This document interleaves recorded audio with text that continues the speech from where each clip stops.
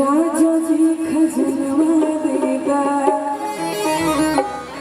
रानी जी गहनवा देगा।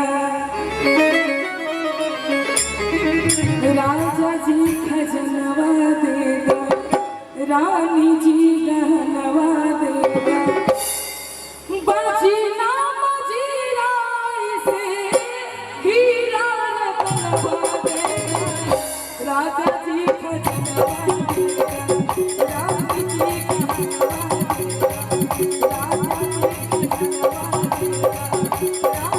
देगा, रानी जी गहनवा देगा। बाजी ना मजीरा से हीरा रतनवा देगा। राजा जी खजनवा देगा, रानी जी गहनवा देगा। राजा जी खजनवा देगा, रानी जी गहनवा देगा।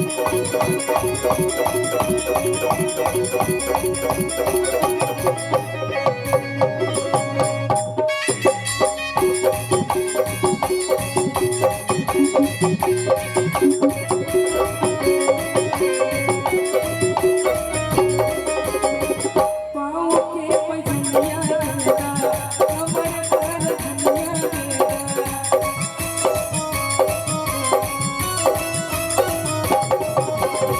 पाँव के पैजनिया देगा, कमर पर धनिया देगा।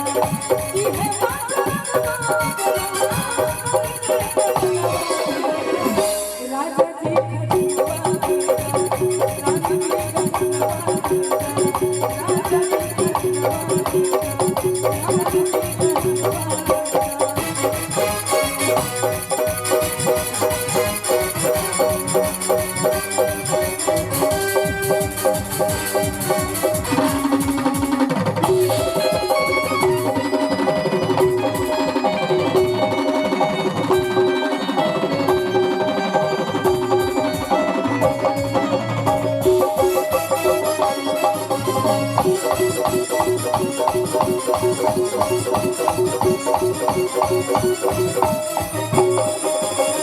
हल्का हंसी खाना खाना, बाजी बंद झुमका देगा।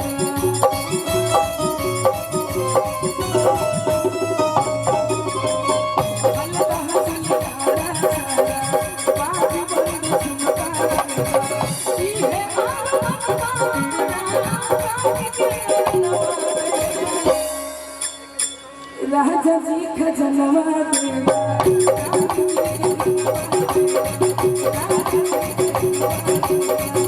रानी जी गहनवा देगा। और अही में की कहबै, अरे ऐसन मनोहर मंगल मूरत सुहावना सुंदर सूरत हो। बरवा के मम्मी या पापा के चीज बरवा के। अरे ऐसन मनोहर मंगल मूरत सुहावना सुंदर सूरत हो। ए राजा जी, ए राजा जी, ए राजा जी के घरे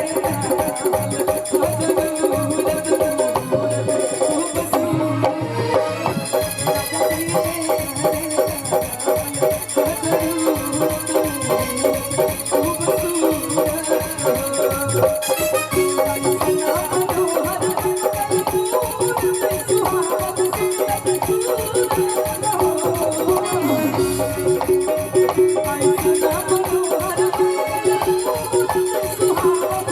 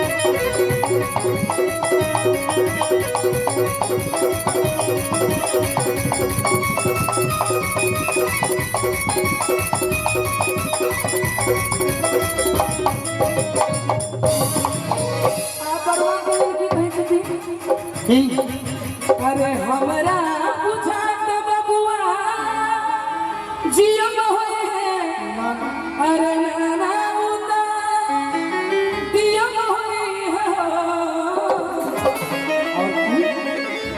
एक एक अंतरा पर पद बढ़ल छै। अरे हमरा बुझात बबुआ जियम होए अरे नाना उदा दियम ललना ललना ही के सितारा उतसी होए सबसे बड़ा भी होए ललना ही के सितारा उतसी होए सबसे बड़ा भी होए हो हमरा बुझा होए ना उता दिया होए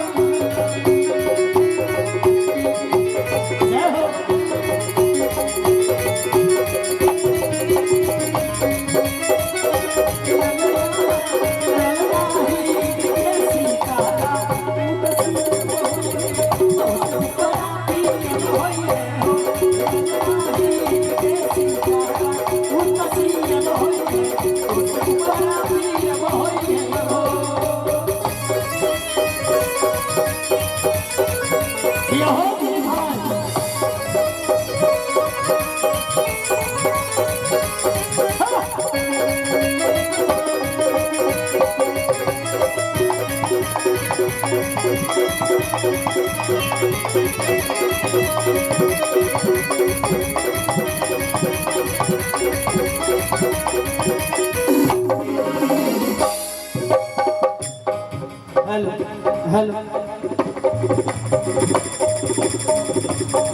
अविनाश भाई साहब रे जगह पर साउंड कर दिया। और की कहै छथि बबुआ हमार महाराज होइए राजा अधिराज होइए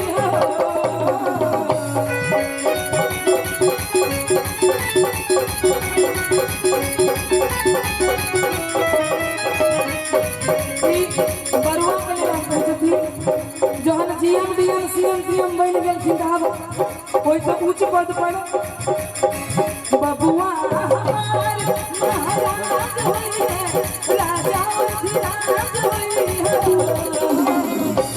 ललना ललना ललना बाबू मेरा पोखरा होइए सिरवा के नाम